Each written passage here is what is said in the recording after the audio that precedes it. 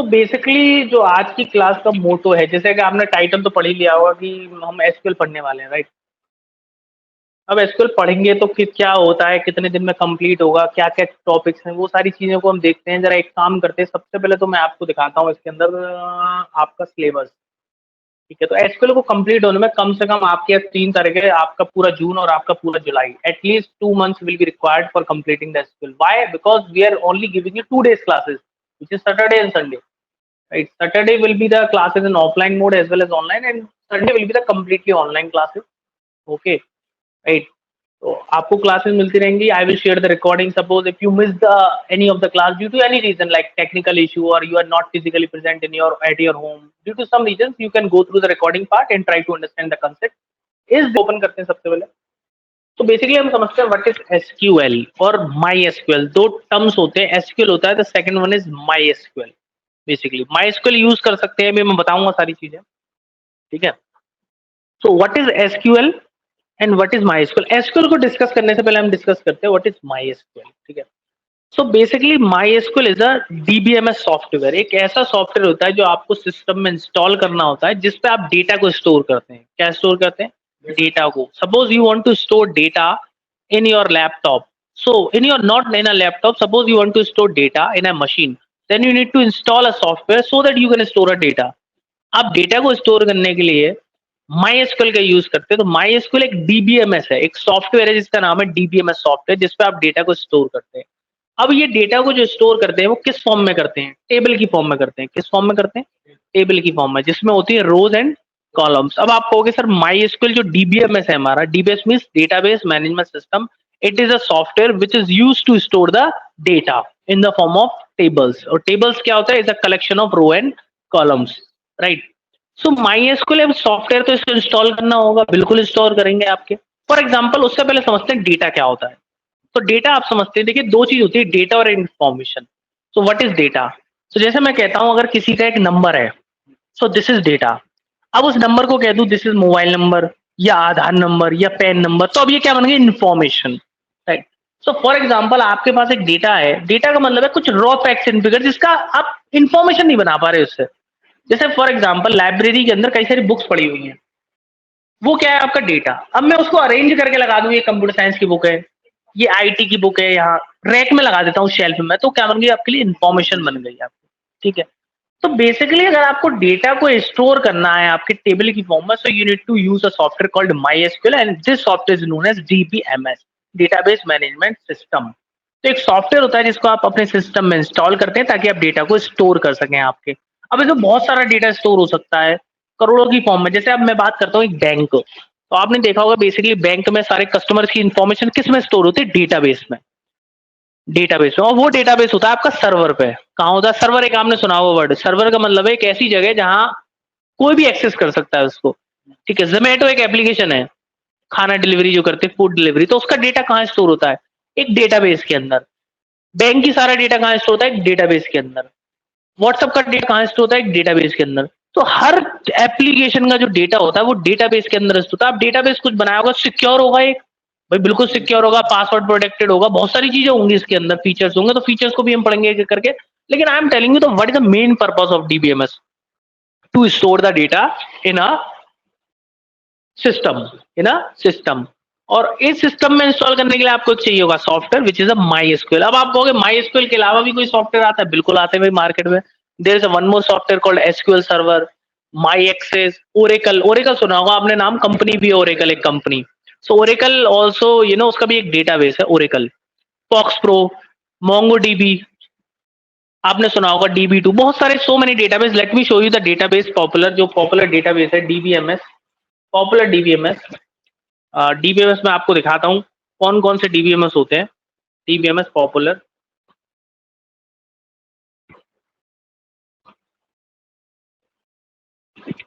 Popular DBMS software are, you can see the images, these are the popular DBMS software, जिसको आप देख सकते हैं. These are the popular DBMS software. जैसे these are the popular DBMS software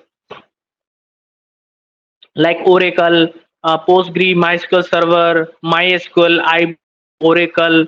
These are the popular. IBM भी होता है, IBM का भी एक खुद का डेटाबेस है आपके. Amazon का भी एक डेटाबेस है AWS, सुना होगा आपने AWS, right? So these are the popular database softwares which is used for storing the data in the form of tables. इससे आप डेटा को स्टोर कर सकते हो, टेबल की फॉर्म में स्टोर कर सकते हो। किस फॉर्म में स्टोर कर सकते हो? टेबल्स की फॉर्म। और टेबल एक नहीं, दो नहीं, बहुत सारी टेबल्स बना सकते हो और उनमें अलग अलग डेटा स्टोर कर सकते हो। तो इट इज अ सॉफ्टवेयर। कौन सा सॉफ्टवेयर यूज कर रहे हैं? MySQL।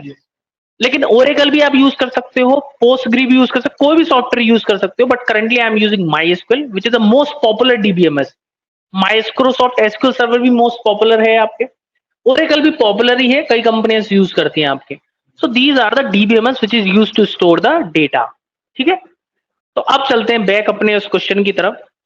So how to install MySQL। अब MySQL क्या था? डीबीएमएस सॉफ्टवेयर है, ठीक है, जिसका काम क्या है? डेटा को स्टोर करना आपके। अब इसको इंस्टॉल कैसे करेंगे? तो these are the requirement for installing. इसको आपको इंस्टॉल करने के लिए मैंने एक पीडीएफ बना रखी है। You need to go to the official site of MySQL। आपको एक ऑफिशियल साइट पे जाना पड़ेगा MySQL की, ठीक है। तो इस पे ऐसे क्लिक करेंगे by control key, it will be redirected to the official website. जहां आप ऑफिशियल वेबसाइट पे सेलेक्ट करेंगे Windows operating system and then click on this button called this. 4 to 8 MB का ये सॉफ्टवेयर है, इसको आप डाउनलोड करेंगे। क्लियर है? इसको आप जैसे ही डाउनलोड पर क्लिक करेंगे, यहाँ आपके सामने नीचे आ जाएगा no thanks just start my download, just click on it. आपकी डाउनलोडिंग देखिए स्टार्ट हो चुकी है और देखिए डाउनलोडिंग चल रही है, 16 पॉइंट की कुछ स्पीड आ रही है मेरी। इसको मैं क्लोज कर देता हूँ because I already downloaded this software in my laptop. Download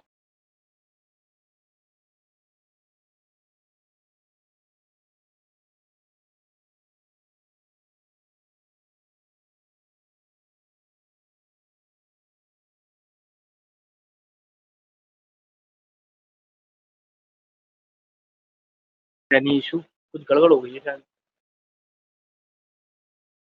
right, screen visible है सभी को? Right, yes. So what I was saying that how to install MySQL। So MySQL एक सॉफ्टवेयर है जिसको आपको डाउनलोड करना पड़ेगा, लेकिन before downloading at least you need dot net framework 4.52, मतलब इसकी रिक्वायरमेंट होती है डाउनलोड करने की। ये जब आप इंस्टॉल करोगे automatically it will ask please install this. तो मैं भी बताता हूँ अभी। यहाँ से आप ऑफिशियल वेबसाइट पे जाएंगे, when you click on the it will be open the official website. Then after that there is option of download, click on it and your downloading will be start. ठीक है, जब डाउनलोडिंग start हो जाए you need to install the software. Install करने के लिए आपके पास कुछ स्क्रीनशॉट दे रखे हैं, उस पर आप डबल क्लिक करेंगे, आपकी फाइल में इस तरह का मैसेज आएगा। देन आफ्टर दैट आपको फुल मोड सेलेक्ट करना है। Then after that click on the next button. तो why I have created this PPT, मैंने इसलिए बनाई क्योंकि इसके अंदर स्टेप्स थोड़े ज्यादा है। I have already install. अब ऐसा तो नहीं है मैं एक बार सॉफ्टवेयर में इंस्टॉल कर चुका हूँ, बार बार इंस्टॉल करूंगा सॉफ्टवेयर को। So that's why I have created a PPT. So PPT में जो पिक्चर दे रखे हैं इसको आप फॉलो करिए and then click on the next button. कुछ नहीं करना है, just follow the steps and click on the next button and then again you will see the next message कि आपको इनको इंस्टॉल करना है। Click on the next button, then after that click on the yes button. और ये सारे इसके अंदर प्रोडक्ट हैं जो इंस्टॉल हो जाएंगे, सर्वर, वर्चुअल एंड नोटिफाई, ये सारे के सारे MySQL के प्रोडक्ट हैं। सब कुछ MySQL के अंदर इंस्टॉल हो जाएंगे। MySQL के अंदर फॉर एग्जांपल कुछ वर्क बेंच होते हैं, कुछ सर्वर होते हैं, राउटर होते हैं, कई सारे कनेक्शंस होते हैं। ये आप इसको इंस्टॉल कर लीजिए करके, सारे इंटरनेट से इंस्टॉल्ड हो जाएंगे। इंस्टॉल होंगे आपके पास एक मैसेज आ जाएगा। देन आफ्टर दैट फिर नेक्स्ट बटन, फिर इसमें नेक्स्ट बटन, कुछ नहीं करना। देन फिर अगेन नेक्स्ट बटन, कुछ नहीं करना, इसको कुछ नहीं छेड़ना। There is no changes, just I am telling you just click on the next button. Then here you need to select the password. आपको पासवर्ड सेलेक्ट करना है। At the time of installation आप पासवर्ड लगा सकते हैं इसमें। और next पे क्लिक करेंगे, आप पूछेगा आप पे पासवर्ड क्या रखना, आप अपने अकॉर्डिंग कोई भी पासवर्ड रख सकते हैं, but it should be remember. भूल मत जाना वरना भूलने का कोई ऑप्शन नहीं है। क्लियर? मुझे भी नहीं पता ऑप्शन उसका है क्या, भूलने के बाद आप उसको रिवर्ट नहीं कर सकते। Please remember this. तो MySQL का पासवर्ड मैंने रख रखा है root@123, root@123, ROOT@123। Then password type करने के बाद again click on the next button, then again click on the next button and then click on the execute button and then once okay then click on the finish button. Your installation will be finish. Simple installation है, जैसे normal software को install करते हैं, simple installation है। Once installed, उसके बाद देखिए अभी भी इसमें थोड़ी सी चीजें रह जाएंगी। उसके बाद वंस इंस्टॉल्ड, एक बार इंस्टॉल होने के बाद then after that you need to open for checking करने के लिए काम कर रहा है नहीं कर रहा। तो आप यहाँ सर्च करेंगे, इस पर सर्च करेंगे MySQL।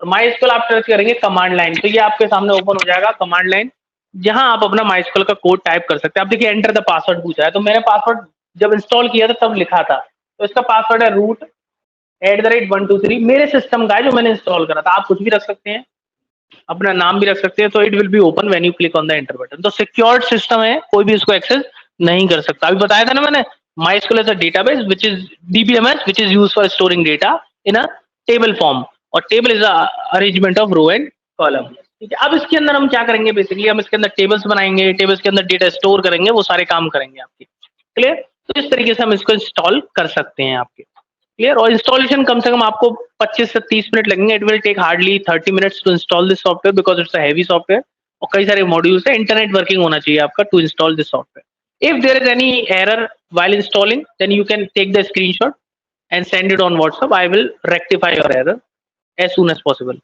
कोई एरर आती है, मुझे स्क्रीनशॉट ले लीजिए उस समय पे, देन पोस्ट इट कि सर ये चीज आ रही है, क्या करना है। I will guide you, but this is the first step to install this software. इस सॉफ्टवेयर के बगैर हम कुछ भी काम नहीं कर सकते। आप जो भी करेंगे इसके ऊपर करेंगे। ठीक है, क्लियर है? जैसे फॉर एग्जाम्पल एक छोटा एग्जाम्पल देता हूँ, जैसे आपको फोटोशॉप सीखना है, तो एक फोटोशॉप का सॉफ्टवेयर आता होगा, देखा होगा आपने। जब आप पासपोर्ट साइज फोटो बनवाने जाते हैं, तो एक वो फोटो में आपको एडिट करता है, वो क्या है, फोटो एडिटिंग सॉफ्टवेयर ही तो है, राइट? तो ऐसे ही है एसक्यूएल। क्या है MySQL? क्या है MySQL? Is a software. अब क्वेश्चन आता है कि MySQL सॉफ्टवेयर है, सो व्हाट इज एसक्यूएल? अब क्वेश्चन आता है कि एसक्यूएल क्या होती है। आपने कह दिया MySQL is a software, but what is SQL? So SQL is a language. SQL is a language which stands for structured query language, जिसका काम होता है MySQL पे वर्क करना। क्या काम होता है? वर्क करना। तो MySQL एक सॉफ्टवेयर है और एसक्यूएल एक लैंग्वेज है। वो लैंग्वेज आपके MySQL पे वर्क करती है, वो लैंग्वेज MySQL पे वर्क करती है। अब आप कहोगे कि MySQL के अलावा किसी और सॉफ्टवेयर पे वर्क कर सकती है?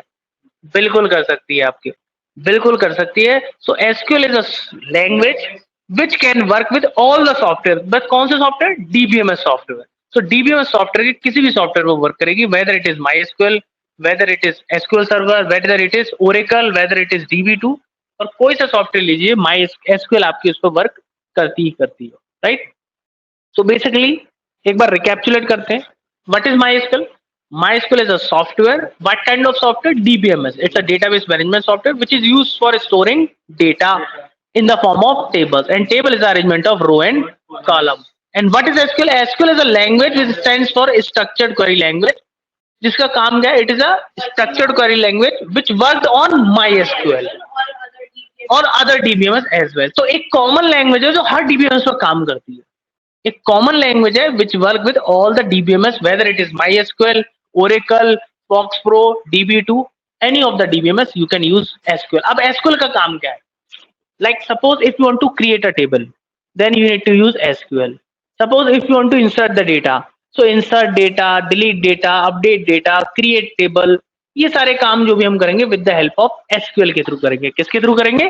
एसक्यूएल के थ्रू। तो SQL is a structured query language which is used for creating the table, which is used for inserting the data inside the table, which is used for updating the data inside the table, which is used for deleting the data inside the table, which is used for creating table. Each and everything you can do with the help of SQL. आप directly काम नहीं कर सकते DBMS पे, तो उसके लिए एक प्रोटोकॉल फॉलो करना पड़ता है, जिस प्रोटोकॉल को कह रहे हैं एसक्यूएल प्रोटोकॉल। समझते हैं ना कि एक रूल्स फॉलो करना पड़ेगा, that you need to use SQL for storing the data, for deleting the data, for creating table, updating table on MySQL. So MySQL क्या एक सॉफ्टवेयर है और SQL क्या है? लैंग्वेज है जो किस सॉफ्टवेयर पे वर्क करती है? MySQL के अलावा सारे DBMS सॉफ्टवेयर पे वर्क करती है। Clear? And what is data? Data एक रो एंड फैक्ट फिगर होता है। इंफॉर्मेशन जब उस रो को मैं नाम दे देता हूं तो वो क्या बन जाती है? Information, right? जो मैंने अभी आपको एग्जांपल बताया अभी, ठीक है? कि फॉर एग्जांपल आपके पास एक नंबर है, अब वो नंबर कुछ भी हो सकता है वो आपकी हाइट हो सकता है आपकी वेट हो। तो अगर मैं उसके पीछे वेट लगा दूंगा तो मुझे कंफर्म हो जाएगा कि वेट है, उसकी फॉर्म पता लग जाएगी मुझे, तो वो क्या बन गई? मेरे लिए इन्फॉर्मेशन, राइट? ठीक है? अब इस सॉफ्टवेयर को इंस्टॉल करिए। You need to install this software, so open your laptop, then install this software. Clear? कर लीजिए please. Install this. Are you installing? एक बार इंस्टॉल करिए। चलिए, कुछ स्टूडेंट इंस्टॉल कर रहे हैं ऑफलाइन, उन्हें इंस्टॉल कर, then we will move to the further. फिर आगे बढ़ते हैं, ठीक है? एक बार इंस्टॉल कर लीजिए, then we will move to the further. Recording देख लीजिएगा, बाद में कर लीजिएगा इंस्टॉल, लेकिन अभी आगे बढ़ते हैं, ठीक है? ठीक है, बाद में कर लीजिएगा इंस्टॉल, ठीक है? चलिए, क्यों फिर टाइम वेस्ट करते हैं काम में। चलिए, okay. After installing when you install you need to open, आपको क्या ओपन करना है सबसे पहले? आफ्टर इंस्टॉलिंग आपको सबसे पहले ओपन करना है, आप सर्च पे जाइए और यहाँ सर्च करिए my SQL workbench. So it's a user interface where you can type your code, ठीक है। So just click on this first option and here you can see root @123, this is a password. वो आपसे password पूछेगा, password दे दीजिए। अब जरा इस area को समझते हैं। आप देखोगे टॉप पे आपको एक माई एसक्यूएल वर्कबेंच का नाम आ रहा है कि सॉफ्टवेयर का नाम है, ऊपर कुछ मेन्यूज दे रखे हैं। लेफ्ट साइड में देखोगे आप तो बेसिकली कुछ नाम है, मैं बताऊंगा एक एक चीजों को। यहाँ 3 ऑप्शन दे रखे हैं टॉप पे, क्लोज का, मैक्सिमाइज का, मिनिमाइज का, राइट। अगर आप यहाँ देखेंगे तो इस एरिया पे हम कोड लिखते हैं। इस एरिया पे, इस एरिया को हम कहते हैं query area. Basically query area का मतलब है इस एरिया पे हम कोड लिखते हैं बेसिकली, ठीक है, राइट। अगर आप यहाँ लेफ्ट की साइड देखेंगे तो यहाँ ऊपर लिख रखा है स्कीमा। स्कीमा क्या होता है? अब बेसिकली स्कीमा बेसिकली हम कहते हैं डेटाबेस को। क्या कहते हैं? डेटाबेस को। फॉर एग्जांपल आपका एक डीबीएमएस इंस्टॉल हो चुका है। अब आप इसके अंदर मल्टीपल डेटाबेस बना सकते हैं जिसके अंदर आप डेटा को स्टोर कर सकते हैं मल्टीपल टेबल्स में। मतलब क्या हुआ कि फॉर एग्जांपल एक डीबीएमएस के अंदर कई सारे डेटाबेस हो सकते हैं। डेटाबेस का मतलब एक तरह का फोल्डर मान लीजिए आप। तो डेटाबेस क्या है? Database is a collection of data, and data बताया था मैंने आपके, ठीक है, टेबल की फॉर्म में होता है। तो डेटाबेस का मतलब है फॉर एग्जांपल मैं एक कंपनी में काम करता हूं, मुझे एचआर का डेटा स्टोर करना है, तो एचआर का डेटा एचआर के डीबीएमएस में, फाइनेंस का डेटा फाइनेंस के डीबीएमएस में, ठीक है। तो एक डीबीएमएस के अंदर आप कई सारे डेटाबेस बना सकते हो। तो डेटाबेस का मतलब है एक डीबीएमएस के अंदर कई सारे फोल्डर बनाना बेसिकली, और उस फोल्डर में उसी की सब्जेक्ट रिलेटेड इंफॉर्मेशन को स्टोर कराना। तो यहां मैंने एक डेटाबेस बना रखा है HR. So DBMS is software where you can create multiple database, और मल्टीपल डेटाबेस में मल्टीपल टेबल्स में आप डेटा को स्टोर कर सकते हो। तो एचआर डीबीएमएस बना लिया, एक फाइनेंस बना लिया, एक सेल्स वाला बना लिया। So you can create multiple database on a single DBMS. तो डीबीएमएस क्या एक सॉफ्टवेयर है जिसपे आप मल्टीपल डेटाबेस बनाते हो, और उन डेटाबेस में आप डेटा स्टोर कर सकते हो मल्टीपल टेबल्स में, रो एंड कॉलम की फॉर्म में। तो यहां मैं आपके कई सारे डेटाबेस बना सकता हूं। एचआर का अलग बना दिया, फाइनेंस का अलग बना, कंपनी तो एक ही है ना, लेकिन डिपार्टमेंट अलग अलग है, right. So you can create multiple database. Database nothing but a folder एक तरह का, ठीक है। उसी को कहते हैं स्कीमा, उसी को कहते हैं स्कीमा। सो डेटाबेस की डेफिनेशन क्या बनी? A database is a collection of data. A database is a collection of data. और डेटा किस फॉर्म में अरेंज है? टेबल की फॉर्म में, in the form of row and column. और डेटाबेस किस में बनाए जाते हैं? डीबीएमएस में, क्लियर है। और मल्टीपल डेटाबेस आप बना सकते हो एक डीबीएमएस में। मतलब डीबीएमएस एक है, डेटाबेस कई सारे हैं, उसके अंदर कई सारी टेबल्स हैं और कई सारा डेटा है, राइट। तो उसी डेटाबेस को हम कहते हैं कंप्यूटर की लैंग्वेज में स्कीमा। क्या कहते हैं? स्कीमा। अब अगर मैं किसी स्कीमा को सिलेक्ट करता हूं जैसे एचआर को, तो यहां आपको इंफॉर्मेशन मिलेगी नीचे कि ये कौन सी स्कीमा है, एचआर, मतलब एचआर वाली डेटाबेस आपने सेलेक्ट कर रखा है।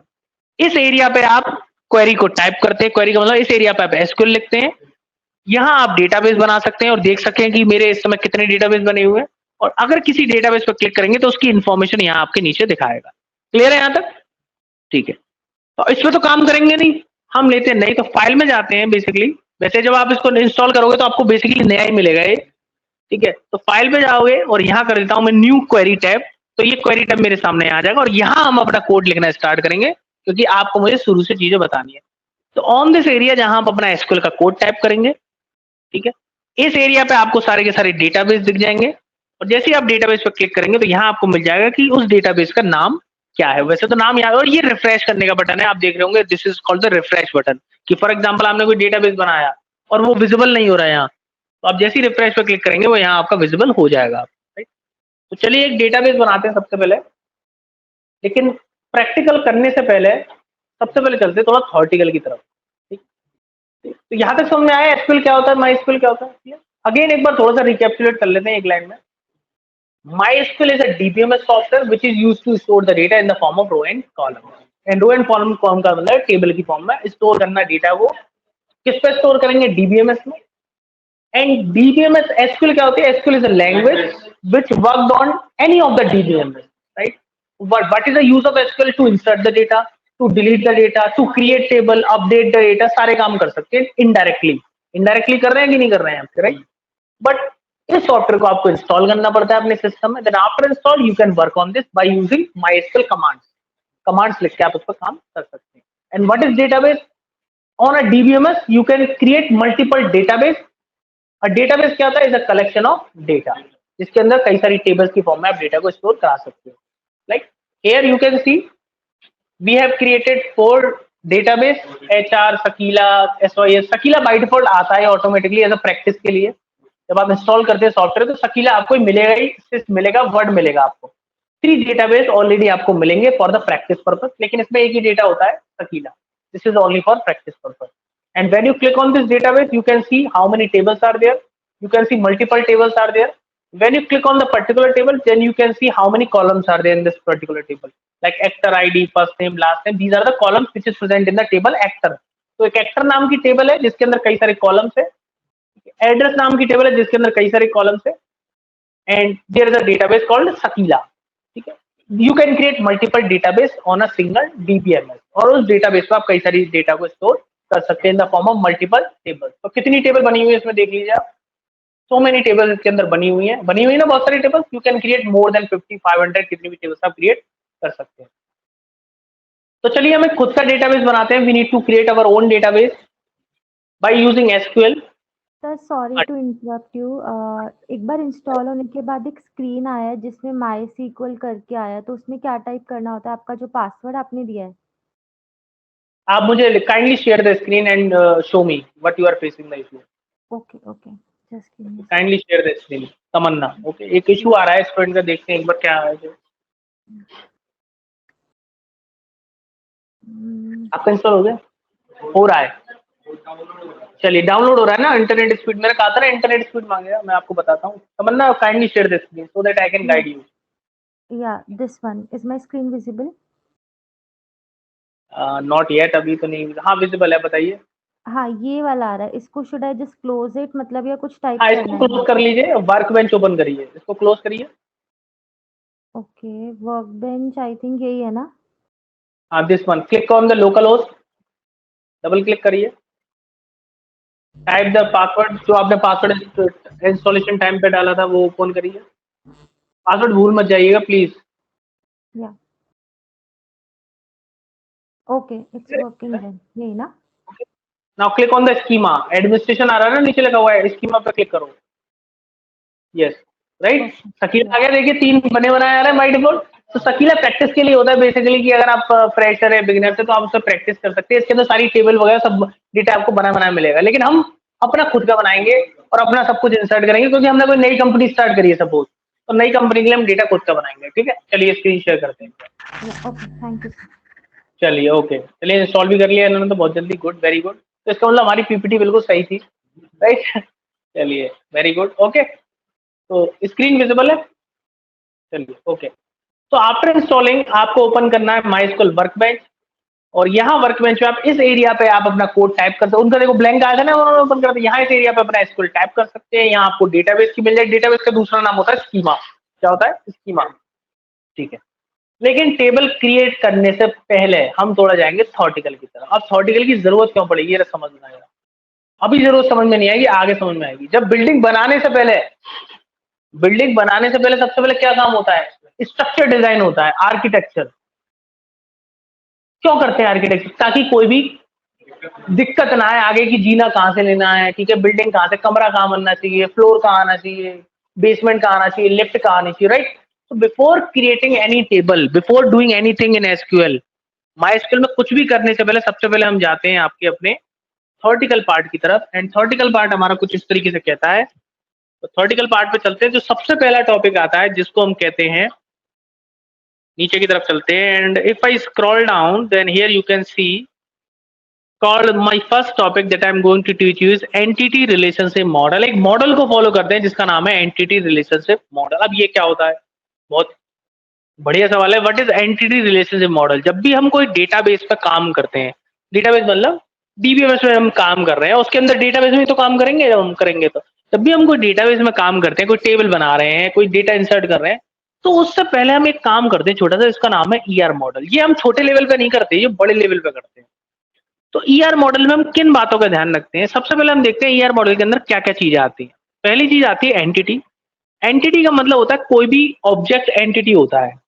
कोई भी ऑब्जेक्ट एंटिटी होता है। एंटिटी का मतलब क्या होता है? कोई भी ऑब्जेक्ट एक एंटिटी होता है। एट्रीब्यूट क्या होता है? 3 चीज बातों का ध्यान रखते हैं, एंटिटी, एट्रीब्यूट रिलेशनशिप। अब इन तीनों को नीचे समझने से पहले मैं चलता हूं दूसरी तरफ कि इसमें होता है कंपोनेंट्स ऑफ ईआर डायग्राम। अब ईआर डायग्राम क्या होता है, तो सबसे पहले समझते हैं ईआर मॉडल। तो ईआर मॉडल का मतलब है basically before creating anything in MySQL we need to follow a model called ER model, जिसके अंदर तीन चीज फॉलो करते हैं, एंटिटी, एट्रीब्यूट, रिलेशनशिप। तो यहाँ आइए सबसे पहले, इस डायग्राम को छोड़ के यहाँ आइए सबसे पहले। अब यहाँ देखिए एक फिगर दे रखा है। सपोज मुझे क्या करना है, डीबीएमएस में एक टेबल बनानी है स्टूडेंट नाम की और कॉलेज नाम की। तो मैं सबसे पहले ये सोचूंगा कि स्टूडेंट क्या एक एंटिटी है। अब स्टूडेंट के क्या क्या एट्रीब्यूट हो सकते हैं, एट्रीब्यूट का मतलब क्या क्या कॉलम क्रिएट कर सकता हूँ उसके। एक स्टूडेंट आईडी हो गया, स्टूडेंट नेम हो गया, स्टूडेंट एड्रेस हो गया, फीस हो गया उसका, क्लास हो गई उसकी, फादर्स नेम हो गया, मदर्स नेम हो गया, ठीक है, एजू कुछ भी हो सकते हैं। So many columns we have create in a particular table called student. तो स्टूडेंट क्या हुआ, एक एंटिटी हुआ, और उसके एट्रीब्यूट्स क्या हुए, वो जो मैं अभी बता रहा था एट्रीब्यूट्स, राइट। सो बेसिकली हम इम्प्लीमेंटेशन से पहले हम थोड़ा सा डिजाइन बनाते हैं कि एक टेबल बनानी है स्टूडेंट नाम की। तो सबसे पहले माइंड में क्वेश्चन आएगा कि इस टेबल में कौन कौन से कॉलम हो सकते हैं, ये भी तो जरूरी है। तो पहला कॉलम हो गया स्टूडेंट आईडी, दूसरा कॉलम हो गया नेम, तीसरा हो गया एड्रेस। सो ये जो कॉलम बनते हैं इसको हम कहते हैं एट्रीब्यूट्स। क्या कहते हैं, एट्रीब्यूट। और स्टूडेंट क्या हो गया, एंटिटी हो गया। अब एक और टेबल बनानी है फॉर एग्जाम्पल कॉलेज नाम की।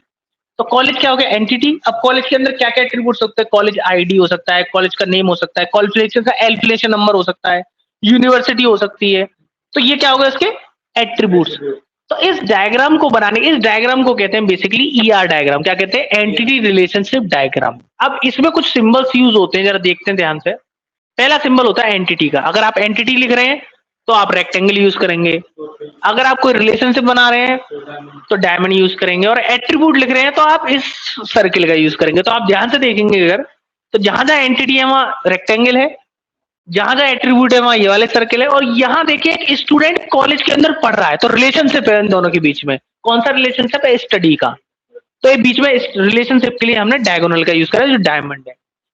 अब आप ध्यान से देखेंगे, क्लियर है, बात समझ में आ रही है ना। तो before creating any table student या कॉलेज, सबसे पहले हम उसको आइडेंटिफाई करते हैं कि टेबल कौन कौन सी बनेंगी, कौन कौन से एट्रीब्यूट्स हो सकते हैं, उनके बीच में रिलेशनशिप क्या रहेगा। अब रिलेशनशिप की जरूरत क्यों पड़ रही है हमें, ताकि हम भविष्य में उस टेबल को आपस में कनेक्ट कर सकें। भाई अगर मुझे ये पता लगाना है कि ये स्टूडेंट किस कॉलेज में पढ़ता है, तो क्या स्टूडेंट टेबल से लगा सकता हूं पता। उसके लिए मुझे कहां जाना पड़ेगा, कॉलेज वाली टेबल में। और कॉलेज टेबल से पता लग जाएगा स्टूडेंट नाम क्या है, नहीं पता लगेगा। तो वो कैसे पता लगेगा, उस स्टूडेंट का उस कॉलेज के साथ रिलेशन होना चाहिए, तभी तो पता कर पाएंगे हम। तो इसका मतलब ये, आपने देखा होगा जब भी कोई ऑर्डर आता है आपके, कोई फॉर एग्जांपल आप अमेज़न पे कुछ परचेज कर रहे हैं, आपने एक ऑर्डर बुक किया, तो ऑर्डर नंबर जाएगा, एक दो टेबल होती है, एक ऑर्डर नाम की, एक कस्टमर नाम की। तो एक ऑर्डर नंबर क्रिएट हुआ, वो ऑर्डर नंबर ऑर्डर टेबल में भी होगा और वही ऑर्डर नंबर कस्टमर टेबल में भी होगा। क्यों, तो क्यों, लिंक करने के लिए कि इस बंदे ने ये ऑर्डर करा था, तो उस कस्टमर टेबल में उस कस्टमर की इंफॉर्मेशन होगी कि कहाँ का बंदा है, किस सिटी में रहता है, क्या एड्रेस है, कौन सा डेबिट कार्ड यूज करा, सारी चीज। और ऑर्डर वाले में ऑर्डर की इंफॉर्मेशन होगी, कौन सा ऑर्डर खरीदा, कितने रुपए का था, क्या प्रॉफिट था, क्या डिस्काउंट था, कितनी क्वांटिटी थी। लेकिन लिंकिंग हो रही है ना, रिलेशनशिप बनना है ना। टेबल बनाते हैं तो टेबल बनाने से पहले हम डिसाइड करते हैं कि कौन कौन सी टेबल हो सकती है, उसको क्या कहते हैं, एंटिटी। कौन कौन से कॉलम्स हो सकते हैं, उसको क्या कहते हैं, एट्रीब्यूट। और उनके बीच में रिलेशन क्या हो सकता है, उसको हम कहते हैं रिलेशनशिप। ठीक है। और उस डायग्राम को एक नाम दे दिया गया जिस डायग्राम को कहते हैं एंटिटी रिलेशनशिप मॉडल। क्या कहते हैं, एंटिटी रिलेशनशिप मॉडल या entity relationship diagram. Entity relationship diagram. और एंटिटी को हम रखते हैं रेक्टेंगल में, एट्रीब्यूट को रखते हैं हम कुछ गोल वाले सर्कल में, और रिलेशनशिप को हम रखते हैं इस वाले सर्कल में, डायमंड वाले में। लेकिन अभी बात खत्म नहीं, अभी इसमें बहुत चीजें। फॉर एग्जाम्पल अभी आपका जैसे कोई की एट्रीब्यूट होता है। अब एट्रीब्यूट भी कई प्रकार के होते हैं, आप देखोगे की एट्रीब्यूट होता है, कंपोजिट होता है, मल्टीपल होता है, ड्राइव्ड एट्रीब्यूट होता है। रिलेशनशिप भी कई होते हैं, one to one, one to many, many to many, many to many. अब ये क्या होते हैं, अभी इसको पढ़ते हैं, समझते हैं। तो समझते हैं यहाँ ध्यान से, नीचे की तरफ चलते हैं। अगर आप इस डायग्राम को देखेंगे, जो स्टूडेंट है, तो स्टूडेंट में स्टूडेंट क्या है, एक एंटिटी। अब स्टूडेंट का नाम हो सकता है जो जरूरी है मुझे कॉलम। अब एक एड्रेस होगा, लेकिन एड्रेस की आप खासियत होती है, एड्रेस भी तीन भागों में बटा होता है कि एड्रेस का door number, city number, state number, pin. तो एड्रेस कौन सा एट्रीब्यूट है, कंपोजिट एट्रीब्यूट है। कौन सा एट्रीब्यूट है, कंपोजिट, कि एड्रेस भी कितना हो सकते हैं, एक से ज्यादा हो सकते हैं, मतलब कंपोजिट, कंपोजिट समझते हैं ना, combination of more than one column. तो एड्रेस कौन सा एट्रीब्यूट हुआ आपका, कंपोजिट एट्रीब्यूट हुआ। और कंपोजिट एट्रीब्यूट का डायग्राम कुछ इस तरीके से होता है कि एट्रीब्यूट के अंदर एट्रीब्यूट, एट्रीब्यूट के अंदर एट्रीब्यूट, राइट, कंपोजिट एट्रीब्यूट। अब स्टूडेंट की आईडी भी होती है एक, और नीचे आप देखोगे इसके नीचे एक अंडरलाइन लगा हुआ है, इसका मतलब क्या है, this is known as key attribute, this is known as key attribute, key मतलब एक ऐसा कॉलम जिसके अंदर जो वैल्यूज होंगी वो सारी की सारी क्या होंगी, यूनिक होंगी। क्या होंगी, यूनिक होंगी। स्टूडेंट आईडी यूनिक होता है ना, फॉर एग्जांपल कॉलेज में 50,000 स्टूडेंट पढ़ रहे हैं, सबका आपने देखा होगा जब रोल नंबर आता है यूनिवर्सिटी से, यूनिक आता है ना, क्यों क्यों होता है ऐसा, ताकि हम जो एडमिट कार्ड है वो सबको सेपरेट दे सकें। तो ये कौन सा कॉलम हुआ आपका, की एट्रीब्यूट। कौन सा एट्रीब्यूट हुआ, की एट्रीब्यूट। बात समझ में आ रही है। जैसे बैंक में होता है, आप देखोगे, बैंक ले जा रहा हूं मैं आपको जरा थोड़ी देर के लिए, तो बैंक में आपका आधार नंबर होता है, वो कौन सा एट्रीब्यूट होता है, की एट्रीब्यूट होता है, क्योंकि आधार नंबर हमेशा यूनिक होता है। अब वो उन्होंने आधार नंबर क्यों रखा की एट्रीब्यूट, भाई 10 करोड़ खाते हैं, इजीली सर्च करने में आसानी आएगा ना। अब ऐसा तो नहीं आप नाम बोलोगे राकेश, 1 लाख राकेश आ जाएंगे, इसलिए उन्होंने क्या करा, एक कॉलम बनाया डेटाबेस में की एट्रीब्यूट, जिसका नाम रखा आधार नंबर। तो जब डेटाबेस ने, जब बैंक ने डेटाबेस बनाया होगा, बैंक का सपोज बैंक ने डेटाबेस बनाया, एसबीआई डेटाबेस, उसके अंदर जब टेबल बनाई होगी तो उसने सोचा होगा कि की एट्रीब्यूट कौन सा कॉलम रखना है और स्टूडेंट से क्या क्या चीज लेनी है। बैंक से, बैंक आपसे क्या क्या लेता है, आपका नाम, फादर्स नेम, नेशनलिटी, जेंडर क्या है आपका, एजुकेशन क्या है, आधार नंबर, पेन नंबर। आपसे क्यों नहीं लेता कि आपके सास ससुर का नाम क्या है, ये क्यों नहीं लेता आपसे कभी बैंक, बैंक लेता है आपसे कभी भी इंफॉर्मेशन कि please tell me your father's in law name, please tell me your mother's in law name, क्यों नहीं लेता आपसे वो। या आपसे लेता है कि फ्रेंड का नंबर इसमें लिख दो, आपसे लेता है इन्फॉर्मेशन, क्यों नहीं लेता, बिकॉज उस इन्फॉर्मेशन की हमें उस टेबल के अंदर नीड नहीं है, राइट।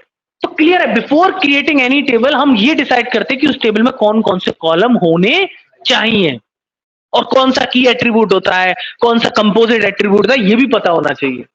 बात समझ में आई, अब समझ में आ रहा है क्या काम कर रहे हैं, बेसिकली डिजाइनिंग कर रहे हैं। अभी हम इम्प्लीमेंटेशन में नहीं आए, डिजाइनिंग कर रहे हैं। अब डिजाइनिंग क्यों कर रहे हैं, अब एक बात बताओ, अगर मैंने बिना डिजाइनिंग के ही टेबल बना दी तो क्या नुकसान होगा,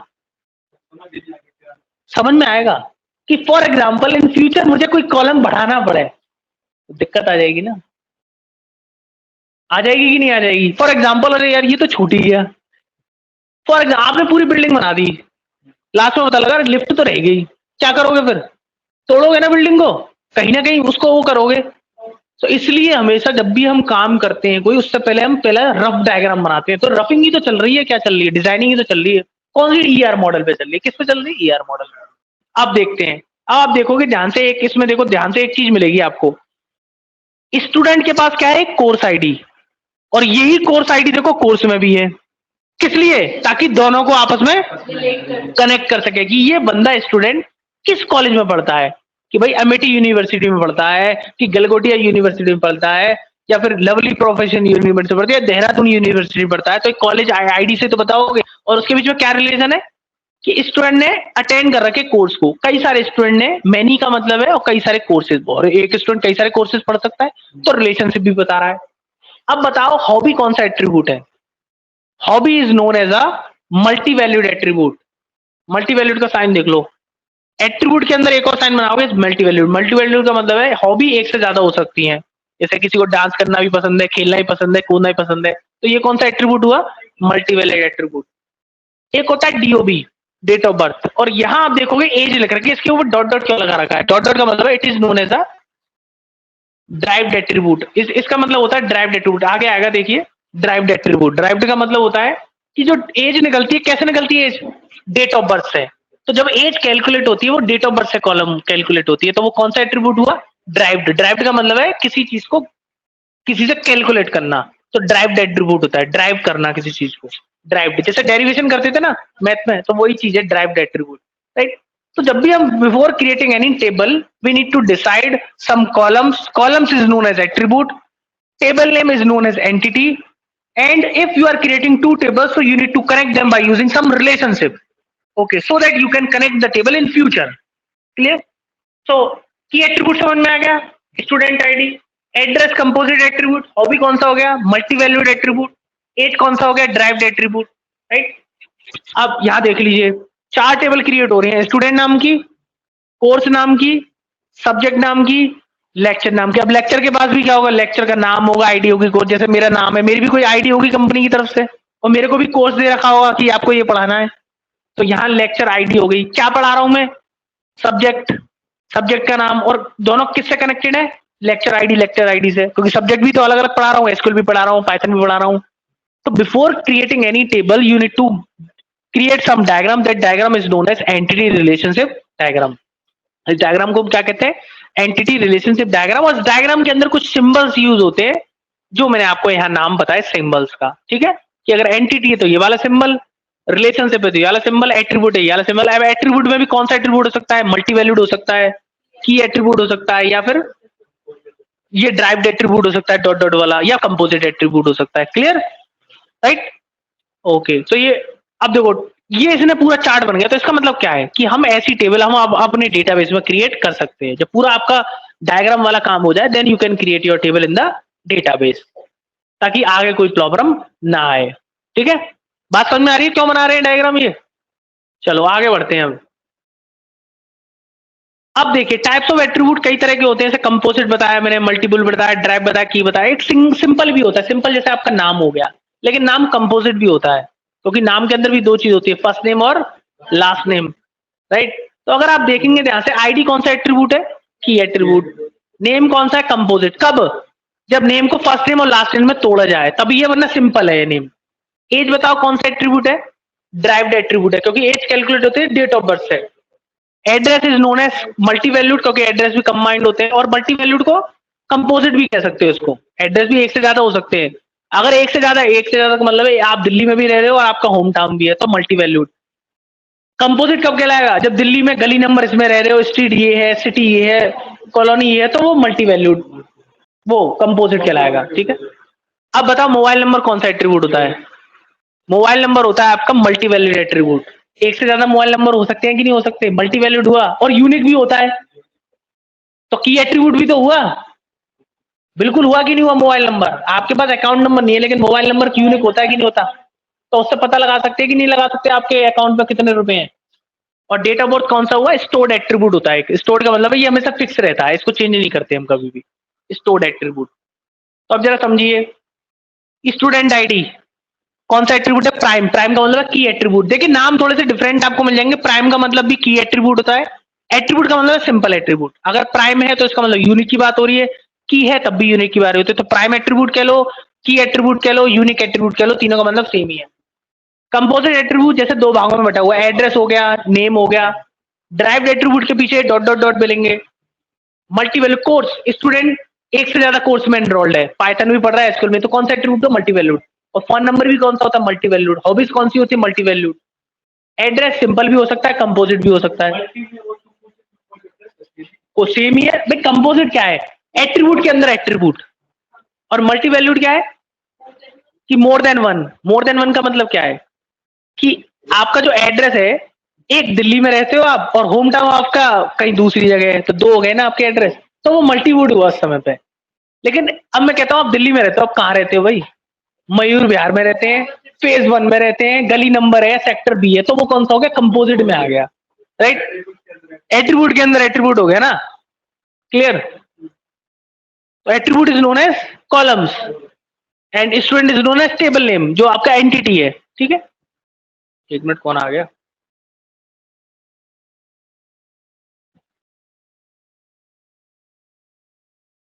ये प्रेम दो दो क्या कर रहे हैं भाई। चलिए आगे चलते हैं अब आपके। If I scroll down, then we need to understand the most. तो यहाँ डिजाइनिंग का टास्क हमारा कंप्लीट होता है कि हमने डिजाइनिंग तो कर ली है, क्लियर है। Designing is not necessary for the small level, but अगर आप कोई बहुत एप्लीकेशन बना रहे हैं, फॉर एग्जांपल आप एक रेलवे का ऐप बना रहे हैं फॉर एग्जांपल, तो रेलवे जब ऐप बनाओगे, तो रेलवे पे जब आपने एक ऐप लॉन्च कर दिया रेलवे का, तो जब उसको ऐप को लॉन्च कर ओपन करेंगे, तो उस पर आप कुछ ना कुछ वो लिखोगे, यूजर नेम, लॉगिन, रजिस्ट्रेशन, तो उस पर कुछ ना कुछ एंट्री रेट करेगा वो, और जैसे ही एंटर प्रेस करेगा तो आपका सारा डेटाबेस कहाँ स्टोर होगा, डेटाबेस में, राइट। तो उसके लिए आपको एक सॉफ्टवेयर चाहिए होगा, डीबीएमएस, ठीक है, उसके लिए मशीन लगानी पड़ेगी कहीं ना कहीं, समझ रहे हो ना क्या कर रहे हैं कि फॉर एग्जांपल आपने एक रेलवे का ऐप बनाया और आपने उसको प्ले स्टोर पे कर दिया लॉन्च, तो जैसे ही उसको रेलवे पे ओपन करेगा सबसे पहले उसको क्या दिखेगा, यूजर इंटरफेस में लिखा होगा लॉग इन करो, साइन अप करो। तो जैसे ही साइन अप करेगा तो उससे बहुत सारी चीजें लोगे। क्यों ले रहे हो चीजें? क्योंकि आपने पहले से डिजाइनिंग कर रखी है कि मुझे उससे क्या क्या चीजें लेनी है, कि कहाँ से स्टेशन चढ़े, कहाँ जाना है, लोगे कि नहीं लोगे उससे? तो वो क्या कर रहे हो, आप डिजाइनिंग कर रहे हो बेसिकली। और सारा का सारा कलेक्ट करके डेटा किसमें स्टोर करा दोगे, डेटाबेस में। सिक्योर रहेगा आपका डेटाबेस और लाखों करोड़ों की फॉर्म में आप डेटाबेस को स्टोर करा सकते हैं आपका डेटा डीबीएमएस के अंदर। फायदा है कि नहीं है आपके? इस तरीके से काम होता है डीबीएमएस का। तो याद रखिए डीबीएमएस हर एप्लीकेशन में वर्क करता है, चाहे वो रेलवे की हो, जोमेटो हो, स्विगी हो, आईसीआईसी बैंक हो, एचडीएफसी बैंक हो, हॉस्पिटल को हो, हर एप्लीकेशन में डीबीएमएस का यूज है। बिना डीबीएमएस के कोई भी एप्लीकेशन बनाना पॉसिबल नहीं है, क्योंकि आप डेटा को कहां स्टोर करोगे? जिसमें आपको यूजर पे वो कहता है ना साइन अप करो, समझ लो उसमें डीबीएमएस यूज हो ही रहा है। चाहे आप, अच्छा वो तो भरते होंगे यूनिवर्सिटी पे, फॉर्म तो भरते होंगे, फॉर्म भरना पड़ता है ना यूनिवर्सिटी पे, तो उसमें भी डीबीएमएस यूज होता है, एकेटीयू का होता है कि नहीं होता है? स्टूडेंट आईडी सब चीज होती है उनके पास। क्यों? क्योंकि उनके पास भी क्या है, डीबीएमएस है। क्या है? डीबीएमएस है। रिजल्ट आता है ना तो उसका भी क्या है, डीबीएमएस है। सब चीज का डीबीएमएस होता है ताकि आप डेटा को स्टोर कर सको फ्यूचर यूज के लिए। पुलिस स्टेशन में भी डीबीएमएस यूज होता है, इसमें क्रिमिनल की फोटो वगैरह, क्रिमिनल का बायोडाटा, बायोमेट्रिक। अच्छा आधार कार्ड तो सभी ने सुना होगा, आधार कार्ड की जो फिंगरप्रिंट स्कैनिंग होती है उसका डेटा कहाँ है, बायोमेट्रिक का डेटा, वो भी किसमें स्टोर है, डीबीएमएस में। इन्फोसिस का डेटा सारा किसमें स्टोर है, डीबीएमएस में। ट्रेन का डेटा सारा किसमें स्टोर है, डीबीएमएस में। Each and everything you can store the data in the form of DBMS. सब कुछ डीबीएमएस में स्टोर है आपका डेटा। फिजिकली आप अपने लैपटॉप में डेटा नहीं रख सकते, सब कुछ डेटा किसमें स्टोर है, डीबीएमएस। राइट? क्लियर? ठीक है, चलिए अब नीचे की तरफ चलते हैं ना। सो डीबीएमएस में कुछ प्रॉपर्टीज होती है जिसका नाम होता है एसिड प्रॉपर्टी। ये वाला एसिड नहीं है जो मार्केट में मिलता है, पहली बात। तो एसिड का मतलब है एटोमिसिटी, सी से कंसिस्टेंसी, आई से आइसोलेशन और डी से ड्यूरेबिलिटी। अब इसका मतलब क्या होता है एसिड प्रॉपर्टीज का? एसिड प्रॉपर्टी का मतलब सिंपल सा इतना है कि डीबीएमएस जिसने बनाया है वो चार प्रॉपर्टी को फॉलो करेगा, चाहे कोई भी डीबीएमएस हो। डीबीएमएस मतलब सॉफ्टवेयर है। तो पहली प्रॉपर्टी होती है एटोमिसिटी। एटोमिसिटी का मतलब है the entire transaction take place at once और does not happen at all. मतलब क्या है इस लाइन का, कि या तो पूरा ट्रांजेक्शन रन करेगा या बिल्कुल रन नहीं करेगा। फॉर एग्जाम्पल, अब समझना, मैंने अभी क्या बताया था, बैंक यूज करता है डीबीएमएस, ठीक है, यही बताया था मैंने। आप समझते, आप गए एक एटीएम, आपने लगाया कार्ड, जैसे आपने कार्ड लगाया आपने डाला पिन कोड एंटर, और जैसे आप पैसे निकलने वाले थे चली गई लाइट, चली गई और एरर आ गया, होता है ना कभी कभार, और आपके पैसे वहीं फंसे रह गए, और कोई दूसरा बंदा आ गया, तो क्या उसको पैसे मिल जाते हैं या रिवर्ट हो जाते हैं पैसे? अटक जाते पैसे। तो उसको पैसे मिल जाते हैं क्या निकलने वाले को? क्यों नहीं मिलते उसको? क्योंकि डीबीएमएस की प्रॉपर्टी कहती है कि या तो ट्रांजैक्शन पूरा कंप्लीट होगा, और अगर कहीं बीच में रुक गया तो रिवर्ट होगा, फिर से स्टार्ट होगा ट्रांजैक्शन। और इसी प्रॉपर्टी को कहते हैं एटोमिसिटी प्रॉपर्टी। क्या कहते हैं? एटोमिसिटी। अब समझ में आया कि एटीएम कैसे काम करता है? कि जब भी आप कार्ड लगाते हैं और आपका ट्रांजैक्शन, ट्रांजैक्शन ही तो कहते हैं उसको, कि अगर आपका ट्रांजैक्शन 50% पे कभी भी फेल हो जाता है 10% पे, कि आपने कार्ड लगाया और पैसे कट गए आपके, तो ऐसा तो कभी नहीं देखा होगा कि पैसे कट गए और जैसी लाइट आई तुरंत पैसे निकल गए, दूसरा लेके भाग गया। ऐसा होता है क्या कभी? क्यों नहीं होता? क्योंकि इससे आपका लॉस हो जाएगा, ट्रांजैक्शन कंप्लीट नहीं हुआ ना। तो बेसिकली डीबीएमएस क्या कहता है कि या तो ट्रांजैक्शन पूरा कंप्लीट होगा, और अगर कहीं भी बीच में रुकावट आती है तो रिवर्ट होकर फिर से स्टार्ट होगा शुरू। और फिर से क्या कहता है? फिर से कार्ड लगाओ। वो आपसे क्या कहता है? Please enter the card again. क्यों कहता है? फिर से कहता है टास्क। क्यों? क्योंकि आपका ट्रांजैक्शन शुरू से स्टार्ट हो रहा है। तो इसी प्रॉपर्टी को कहते हैं एटोमिसिटी प्रॉपर्टी। क्या कहते हैं? Atomicity property. बात समझ में आ रही है? तो जब भी आप कार्ड लगाते हैं, आप कार्ड लगाया और फॉर एग्जांपल सपोज आपने कार्ड लगाया और आपने 10,000 रुपए विड्रॉल कर लिए। जैसे आपने विड्रॉल करे, आपकी तुरंत इंफॉर्मेशन विड्रॉल की किसमें स्टोर हो जाती है? डीबीएमएस में। किसमें स्टोर हो जाती है? कि इस बंदे ने 10,000 रुपए निकाल दिए, इतनी तारीख को निकाले, इतने बजे निकाले, इतने एटीएम से निकाले, और उसकी स्टोर हो गई आपके डेटाबेस में इंफॉर्मेशन। आपका ट्रांजेक्शन हो गया कंप्लीट। बात समझ में आ गई? और जो भी इंफॉर्मेशन किसमें स्टोर हो गई? डीबीएमएस में। एक बात बताओ, क्या उनके पास इतना टाइम है कि करोड़ों लोग क्या काम कर रहे हैं? आप, मैं आपसे पूछता हूँ, करोड़ों लोग इस समय ट्रांजेक्शन कर रहे होंगे, कोई 10,000 निकाल रहा है, कोई क्रेडिट कर रहा है, कोई विड्रॉल कर रहा है, क्या वो यही देखते रहेंगे कौन ट्रांजेक्शन हो रहा है? जैसे आपने ट्रांजेक्शन निकाला, एक क्वेरी रन करी, सीधी डीबीएस में जाके स्टोर हो गई कि आपने 10,000 निकाले और अपडेट हो गया आपका। अपडेट हो गया कि नहीं हो गया? कौन सी कमांड रन करी इसमें? अपडेट। अपडेट ही तो होगा। और क्रेडिट करोगे तब भी अपडेट। कोई नया अकाउंट जुड़ेगा तो इंसर्ट, कोई कस्टमर छोड़ के भाग गया तो डिलीट। बात समझ रहे हो? तो जैसे जैसे आप कमते आओगे वैसे वैसे स्टोर उसका डेटा होगा। जब आप बैंक में आते हो कि स्टेटमेंट दे दो मुझे, तो उसमें सारी चीज जो आपने करी है उसकी रिकॉर्डिंग आ जाती है। क्यों? क्योंकि वो बार बार चीजों को स्टोर कर रहा है, आपकी सारी चीजों को। इस तरीके से काम करता है डीबीएमएस। बात समझ में आ रही? अब चलते हैं दूसरा, consistency. The database must be consistent before and after the transaction. तो ट्रांजेक्शन से पहले जो था डेटा वही आपका डेटाबेस रहेगा, उस पर कोई ज्यादा फर्क नहीं पड़ने वाला। कंसिस्टेंसी का बेसिकली मतलब होता है कि कोई भी मिसमैच नहीं होगा, कोई भी ऐसा नहीं होगा। मतलब इसको एक लाइन में कह सकता हूं, the database must be consistent before and after the transaction. मतलब ट्रांजेक्शन करने से पहले जो था, ट्रांजेक्शन करने के बाद था, वही रहेगा। उसको ऐसा नहीं है कि वो बिगड़ जाएगा या खराब हो जाएगा। जो भी आप हो जाएंगे और रिफ्लेक्ट हो जाएगा उस पर। ये होता है दूसरा ट्रांजेक्शन कंसिस्टेंसी, जो आप एटीएम वाला भी मैं एग्जांपल दे रहा था। तीसरा आता है आइसोलेशन। मल्टीपल ट्रांजेक्शन अकर इंडिपेंडेंटली विदाउट इंटरफेरेंस। क्या मतलब है इसका? कि एक बार में आप कितने भी ट्रांजेक्शन कर सकते हैं। जैसे आपने देखा होगा डेटाबेस एक होता है बैंक का, हमेशा याद रखना। अभी बताऊंगा इसके पीछे रीजन। जैसे एसबीआई बैंक की बात करता हूं, उसके कितने एटीएम होंगे पूरे दिल्ली शहर में या पूरे इंडिया में? मैं कहता हूं कम से कम उसके एटीएम ही एटीएम होंगे एसबीआई के। मैं मान के चलता हूँ 1 लाख एटीएम होंगे पूरे इंडिया शहर में, और 1 लाखों में सबके सब आदमी कुछ ना कुछ ट्रांजेक्शन कर रहे होंगे।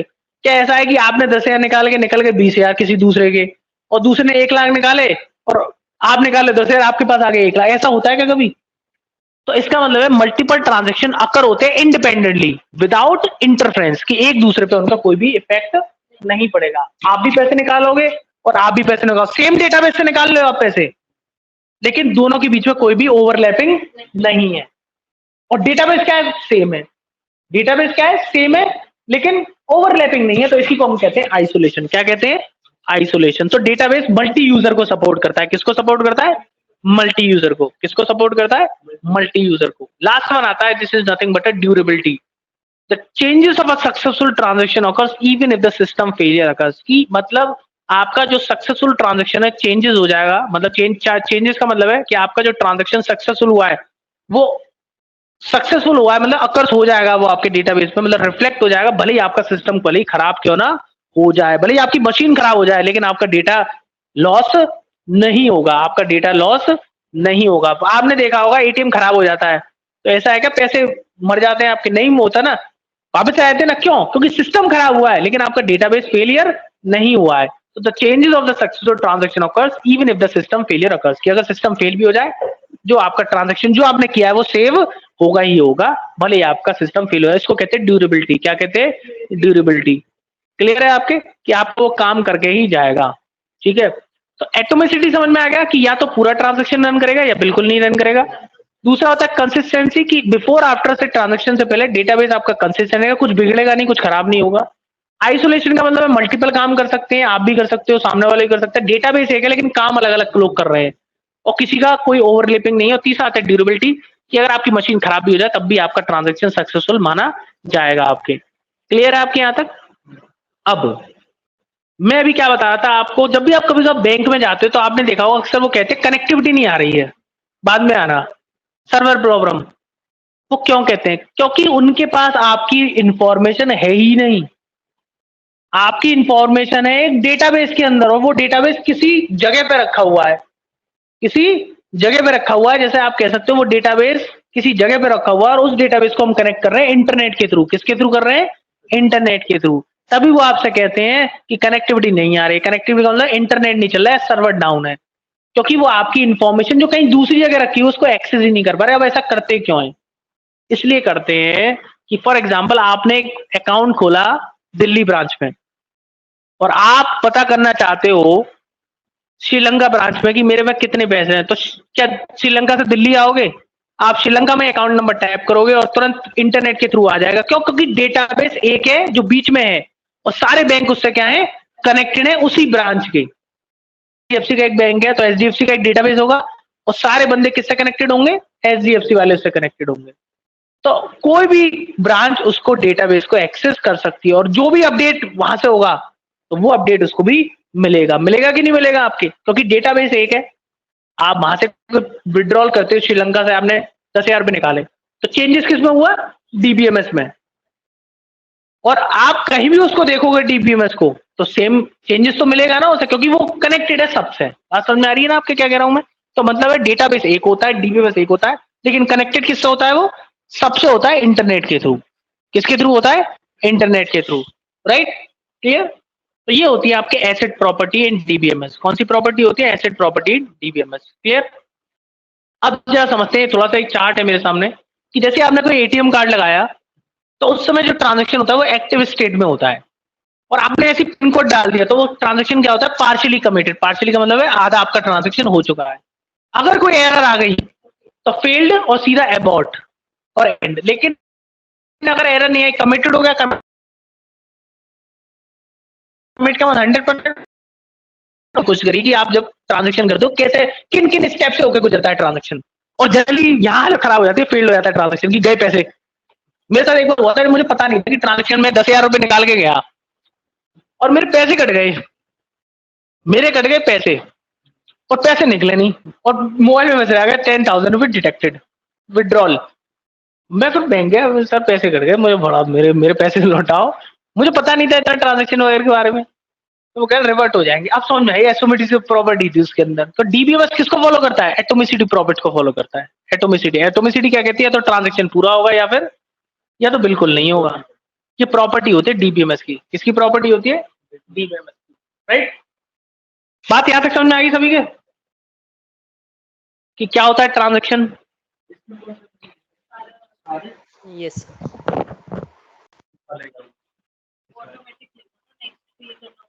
एग्जीक्यूट कर दो ना आप, अपने आप ले लेगा। ठीक है, क्लियर है यहां तक? सो एक बार रिकैप्चुलेट कर लेते हैं। ये समझ में आ गया डायग्राम? एसेट प्रॉपर्टी समझ में आ गई डायग्राम की? ये केस स्टडी समझ में आ गई कि डायग्राम क्यों बनाते हैं ये? हालांकि इसको जरूरी नहीं है काम करना, लेकिन बड़े लेवल पे जब भी हम कोई एप्लीकेशन डिजाइन करते हैं, तो जब भी याद रखना, देखिए एप्लीकेशन बनाते हैं ना, तो पहले उसकी डिजाइनिंग करी जाती है कि कैसा यूजर इंटरफेस रखना है, कहाँ कॉलम रखना है। जैसे आप देखते हैं ना, एप्लीकेशन जब ऑन करते हो व्हाट्सएप, तो आपको कन्वीनियंट लगता है, क्योंकि आप देखो उसने 3 डॉट कॉर्नर में क्यों रखे हैं व्हाट्सएप ने? तो कि जब बनाते हैं ना एप्लीकेशन, तो उसको डिजाइन करते हैं कि कहाँ कहाँ उसकी पोजीशन करी जाए। ठीक है, डिजाइनिंग रखते हैं। तो ये सारी चीजें जरूरी होती है जब आप टेबल बनाते हो आपके डीबीएमएस में। किसमें बनाते हो? डीबीएमएस। और डीबीएमएस में सबसे पहले बनाते हो डेटाबेस, उसके अंदर बनाते हो टेबल, और टेबल के अंदर क्या स्टोर करते हो? डेटा। ठीक है, बात समझ में आ रही है आपके यहाँ तक? ठीक है, तो इस यूज करते हैं। तो हर एप्लीकेशन डीबीएमएस को यूज करती है। डीबीएमएस के बगैर किसी भी एप्लीकेशन का यूज हो पाना पॉसिबल नहीं है। और इस सॉफ्टवेयर को आप किसी भी एक मशीन पे चला सकते हो, और उस मशीन को 24 आवर्स रन कर सकते हो। आपने देखा होगा सर्वर क्या होता है? सर्वर कुछ नहीं होता, एक मशीन होती है। और मशीन, वो सर्वर का काम क्या होता है? सर्वर एक मशीन होती है, उस मशीन का काम होता है डेटाबेस से कनेक्ट करना और उसका आंसर ला के देना। बस यही काम करते हो। डेटाबेस भी एक कहीं ना कहीं स्टोर होता है, वो भी एक मशीन ही होती है। उसमें भी सारा हार्ड डिस्क में डेटा होता है, टीबी की फॉर्म में हार्ड डिस्क लगी होती है, बहुत सारी हार्ड डिस्क लगी होती है, उसके अंदर सारा का सारा डेटा होता है। अगर मैं बात करूं यूट्यूब का, बता सकते हो कितना डेटा होगा यूट्यूब का? एक दिन में कितनी वीडियोस अपलोड होती है यूट्यूब में, पता है? मुझे भी नहीं पता, मजाक कर रहा हूँ, मुझे भी नहीं पता इसका रियल आंसर क्या है। मैं मान के चलता हूँ 1 करोड़। तो भाई 1 करोड़ बहुत छोटा वर्ड बताओ, 135 करोड़ की आबादी है इंडिया में, 100 करोड़ वीडियो अपलोड होती है एक दिन में। बताओ 100 करोड़ के लिए कितना हार्ड डिस्क चाहिए होगी इसको स्टोर करने के लिए? और आप देख लो कितने साल की पुरानी से पुरानी वीडियो मिल जाएंगी आपको यूट्यूब पे। तो कितना बड़ा डेटा सेंटर होगा उसका, कितना बड़ा डीबीएमएस बना रखा होगा उसने। डीबीएमएस में आप टेक्स्ट भी इंफॉर्मेशन कर सकते हो, बहुत सारी इंफॉर्मेशन कर सकते हो डेटा को। ठीक है, यस करो, यस यस करो,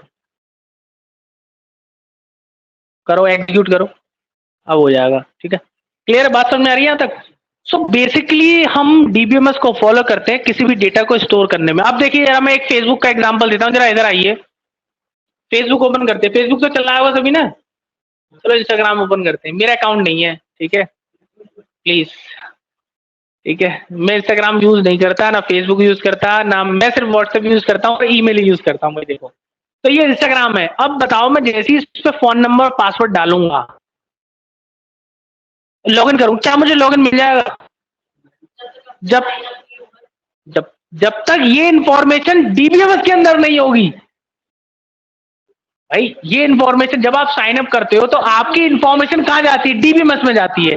तो डीबीएमएस में जाती होगी इन्फॉर्मेशन, तो मैं एक टेबल बनती होगी या टेबल पहले से बनी होगी और उसके अंदर आपका डेटा जाके स्टोर हो जाता होगा, और जब आप इस चीज में लॉग इन करते हो तो ये इन्फॉर्मेशन जाती होगी, डीबीएस से मैच होती होगी और फिर रिजल्ट आता होगा कि हाँ ये इन्फॉर्मेशन सही है, इसको एक्सेस दे दो। यही तो होता होगा कुछ काम, ऐसे मैं सोच सकता हूँ। आप बायोमेट्रिक थंब लगाते हो कंपनी में, नए जाके देखो लग जाएगा क्या थंब, पहले वो उसको थंब को स्टोर कराते हैं, क्यों? ताकि वो आपका थंब उसमें डीबीएस में स्टोर हो सके, मेमोरी में स्टोर हो सके। वहां छोटी सी मेमोरी होती है क्योंकि ज्यादा थंब तो स्टोर नहीं कर सकते उसमें, लेकिन यहाँ होता है डीबीएमएस। क्योंकि इंस्टाग्राम कितने लोग यूज करते हैं, मैं मान के चलता हूँ 100 करोड़ लोग, तो 100 करोड़ के लिए मेमोरी तो काम आएगी नहीं, उसके लिए क्या आएगा, डीबीएमएस। डीबीएमएस यूज होता है, हर चीज डीबीएमएस, हर जगह डीबीएमएस यूज होता है। कंप्यूटर में आपका डेटा, आपने देखा होगा जो पंचिंग मशीन होती है, पंचिंग मशीन कनेक्टेड तो कंप्यूटर से रहती है। वो आपसे पहले कंप्यूटर से वो आपसे पूछता है नाम, जैसे आप तो यहाँ से करता है ना तब आपको वहां रिकॉर्ड दिखता है। तो बेसिकली हर डेटा आपका किस में स्टोर है, डीबीएमएस में। किस में स्टोर है, डीबीएमएस में, राइट। इस तरीके से काम करती है एप्लीकेशन, और ये मैंने आपको थोड़ा सा आइडिया बताया कि क्या होता है डीबीएमएस और किस तरीके से इसको यूज करते हैं। अब बात करते हैं हमारा जो अगला टॉपिक है वो क्या है, एसक्यूएल। तो देखिए एसक्यूएल क्या होता है, एक बार समझिए जरा। SQL is a language to operate with databases like database creation, deletion, fetching रो का मतलब होता है सेलेक्ट करना, इंसर्ट मॉडिफाई का मतलब होता है अपडेट करना, फैचिंग का मतलब होता है निकालना रो को, फाइंड करना किसी चीज को, फाइंड भी तो कर सकते हो, सर्चिंग नहीं करते क्या डीबीएमएस में, ठीक है। तो SQL is a language to operate with databases, stands for structured query language, जिसमें हम मैनिपुलेट करते हैं, स्टोर करते हैं, रिट्राइविंग करते हैं डेटा को, जो किसमें स्टोर्ड है, रिलेशनल डीबीएमएस में। किसमें स्टोर्ड है, रिलेशन का मतलब है आरडीबीएमएस। क्या होता है, RDBMS, relational database management system, ठीक है, क्लियर है। तो जैसे MySQL हो गया, MS एक्सेस हो गया, और ये कौन से नाम है, सारे के सारे क्या है, डीबीएमएस के। और इसमें कौन सी लैंग्वेज वर्क करती है, एसक्यूएल। तो एसक्यूएल सीख लो, किसी भी डेटाबेस पे आप वर्क कर सकते हो, कोई भी सॉफ्टवेयर पे आप डीबीएमएस में वर्क कर सकते हो आपके, क्लियर है। एक बार मोबाइल चलाना सीख लिया तो चाहे ओप्पो का हो, चाहे एप्पल का हो, चाहे सैमसंग का हो, काम तो सब पे कर लेते हो ना। सही कह रहा हूँ, गलत कह रहा हूँ। एक बार आपने लैपटॉप चलाना सीख लिया कि कोई सा लैपटॉप दे दो कंपनी का, चला लेते हो ना, क्यों, कंपनी तो डिफरेंट है, काम तो सेम है ना। ये चीज आप एग्जाम्पल देखें तो एसक्यूएल का एक लैंग्वेज है जो हर डीबीएमएस पे वर्क करती है। एसक्यूएल सीख ली, किसी भी डीबीएमएस पे वर्क कर सकते हो, बस काम करने का थोड़ा सा चेंज होगा, यूजर इंटरफेस जिसे हम कहते हैं, कि गैलरी उसमें मोबाइल में एक जगह मिलती है, आपने देखा एप्पल में ऊपर से गैलरी निकलती है, किसी में नीचे से वो निकलता है, स्लाइडर देखा होगा आपने। डिपेंड करता है कि मोबाइल का यूजर इंटरफेस कैसा है। तो ऐसी एसक्यूएल का इंटरफेस ऐसा है, माई का थोड़ा सा डिफरेंस है, ओरेकल का थोड़ा सा और डिफरेंस है। तो बस ये फर्क है, बाकी सब कुछ सेम है। तो एक कोड टाइप करके देख लेते हैं, छोटा सा मन कर रहा है बहुत। तो चलिए एक डेटाबेस बनाते हैं सबसे पहले, क्योंकि मैं इस डेटाबेस पे काम नहीं करना चाहता। तो डेटाबेस बनाने के लिए आपको कमांड लिखना पड़ता है जिसका नाम है क्रिएट, उसके बाद लिखेंगे डेटाबेस, और उसके बाद लिखेंगे डेटाबेस का नाम। तो बताओ कौन सा डेटाबेस बनाऊं। तो एक डेटाबेस बनाता हूं मैं आपके, दिव्या नाम आपका नाम बनाया था मैं, दिव्या के नाम से कुछ भी बना सकते हैं डेटाबेस। और सेमीकोलन, सेमीकोलन का मतलब है यहाँ आपका कमांड हो चुका है खत्म।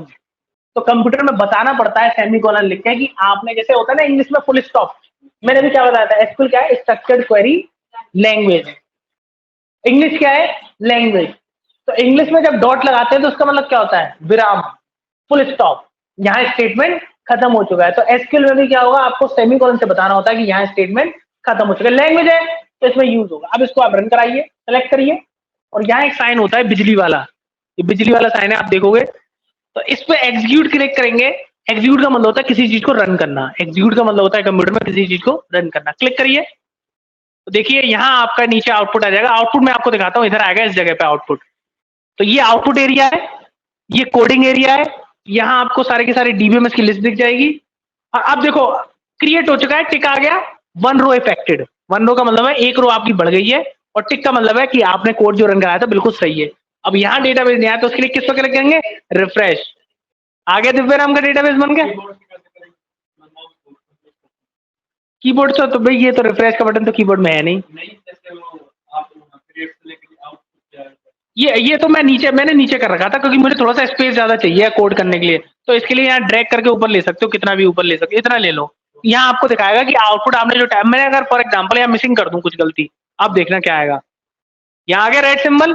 तो रेड सिंबल का मतलब है कि आपने इस कोड को गलत, देखो error code can not create database Divya database exit, तो मतलब आपने यहाँ कहीं गलती करी हुई है, ठीक है, लेकिन एरर नहीं दिखा रहा क्योंकि सेमीकोलन नहीं भी लगाते ना बाय डिफॉल्ट तो वो पिकअप कर लेता है ऑटोमेटिकली। तो ये कह रहा है कि डेटाबेस आप दिव्या नाम का नहीं बना सकते क्योंकि पहले से बना हुआ है, दूसरे नाम से बनाइए। तो अगर आपके कोड में कहीं गलती है, फॉर एग्जाम्पल मैंने ई हटा दिया इसमें से, अब इसको रन कराता हूँ, देखिए यार क्रॉस आ जाएगा, क्रॉस का मतलब है आपका कोड एक गलत है, एसक्यूएल के अकॉर्डिंग आप काम नहीं कर रहे। मतलब जैसे इंग्लिश में वर्ब आपने आगे पीछे लगा दी, तो मैम क्या कहती है, ये वर्ब सब्जेक्ट के बाद आनी है और आपने सब्जेक्ट से पहले लगा रखी है, तो लैंग्वेज ही तो है। तो यहाँ भी हम लैंग्वेज पढ़ रहे हैं, कौन सी पढ़ रहे हैं, एसक्यूएल। तो एसक्यूएल में भी कुछ लैंग्वेज के लिखने के तरीके होते हैं, इसको कहते हैं सिंटैक्स। क्या कहते हैं, सिंटैक्स। सिंटैक्स मतलब the way of writing the code, the way of writing the code is known as syntax. समझ में आ गया, सरल कमांड था क्रिएट डेटाबेस और डेटाबेस का नाम। जब आपका डेटाबेस बन जाए उसके बाद आपको कंप्यूटर में एक और कमांड लिखना होता है जिसका नाम होता है यूज और डेटाबेस का नाम। ये बताना पड़ेगा कंप्यूटर को कि आप कौन सा डेटाबेस यूज करना चाह रहे हो इन पांचों में से। तो इसको आप क्लिक करेंगे तो ये यूज हो जाएगा। अब इस आप डेटाबेस पे काम कर सकते हैं। फिलहाल के लिए इसमें कोई भी टेबल नहीं है, तो अगर आप देखना चाहते हैं डेटाबेस में कितनी टेबल है तो उसके लिए कमांड होता है शो टेबल्स। कौन सा कमांड होता है, show tables. So it will give you all the tables which is present. तो इस समय कोई भी टेबल नहीं है तो इसलिए ब्लैंक आ रहा है, लेकिन हमारा कमांड सही है तो इसलिए आंसर आ रहा है। जब बैंक में पैसे ही नहीं होंगे तो निकलेंगे कहां से, लेकिन पिन नंबर सही है, एटीएम सही है, राइट। तो ये चीज है कि semicolon will be always use to tell them that here we end the command, complete the command. तो सेमीकोलन बताता है कि यहां मैंने कमांड कंप्लीट कर दिया है, और सेमीकोलन नहीं लगाओगे तो कंप्यूटर समझता है कि कमांड अभी भी अधूरा है, इनकम्प्लीट है। तो जैसे इंग्लिश में फुल स्टॉप लगाते हैं to indicate that where we have complete the sentence. तो तीन कमांड में होता है create database, use database, show tables. So it will give you the tables. और डेटाबेस बार बार नहीं बनाते, एक बार बन गया अब इस कमांड को हम यूज नहीं करेंगे। क्यों, क्योंकि डेटाबेस बन गया ना, बार बार थोड़ी बनाते रहोगे दिव्या नाम का डेटाबेस। एक बार बन गया अब इसको कर देते हैं क्लोज।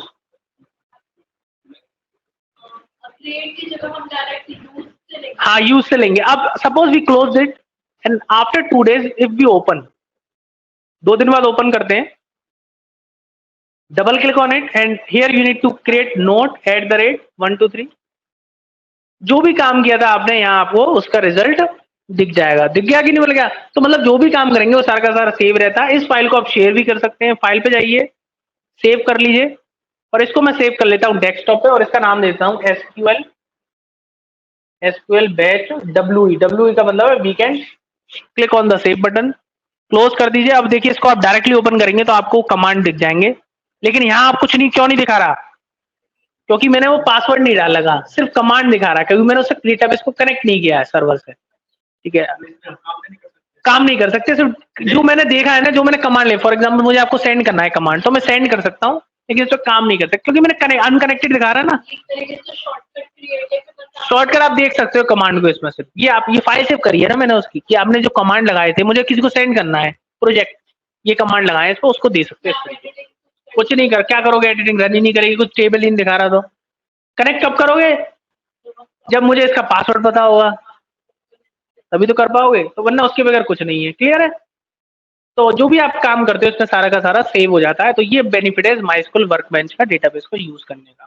ठीक है, तो यहाँ तक हमने पूरा कंप्लीट कर लिया एसक्यूएल कैसे काम करते हैं। 3 कमांड हमने भी लगा के देखे कि कैसे डेटाबेस बनाते हैं, कैसे यूज करते हैं और कैसे शो टेबल्स को हम देख। शो टेबल्स भी जरूरी नहीं है आप लगाए ना लगाए, क्योंकि हो सकता है आपको पता हो डेटाबेस में कितनी टेबल्स हैं, 2-4 टेबल है तो लगाने की जरूरत नहीं है। अगर भूल जाते हैं तो आप लगा सकते हैं।